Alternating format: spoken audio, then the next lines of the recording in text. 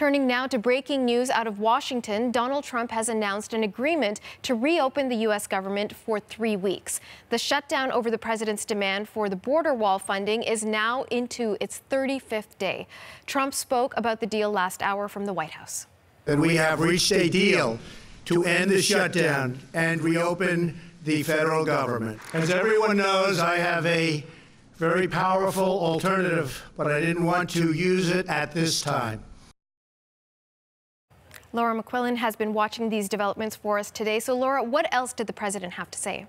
Natasha, we heard Trump just not long ago at all saying the government will reopen for 3 weeks. That's till February 15th, and that those workers who've been furloughed or have been working unpaid will get back pay as soon as possible. Now, the details of what this deal might look like still up in the air. Trump announcing that both sides, the Democrats and Republicans in both the Senate and the House, are going to form a bipartisan committee where they're going to look again at border security. They're going to be taking requests from Homeland Security and from law enforcement, as well as looking at humanitarian assistance for those people who are trying to cross the border into the US. So all of that is going to be looked at by a committee. We are hearing from Trump he's going to sign legislation hopefully today, and that he's asked Senate Leader Mitch McConnell to take that to the Senate floor immediately. That debate in the Senate is getting underway on reopening the government, and we are hearing there will be a vote on that today, so could be reopened later today. Now, in terms of this committee,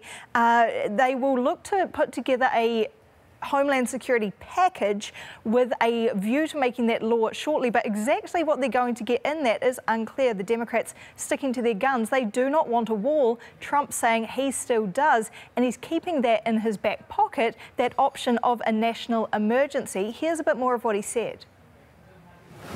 If we don't get a fair deal from Congress, the government will either shut down on February 15th again, or I will use the powers afforded to me under the laws and the Constitution of the United States to address this emergency.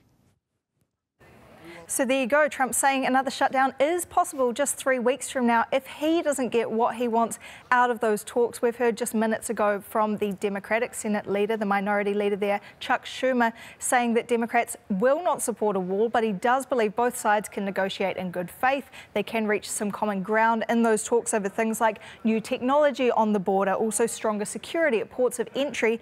But he says he does not want to see another shutdown. Here's a bit more of what he had to say this afternoon.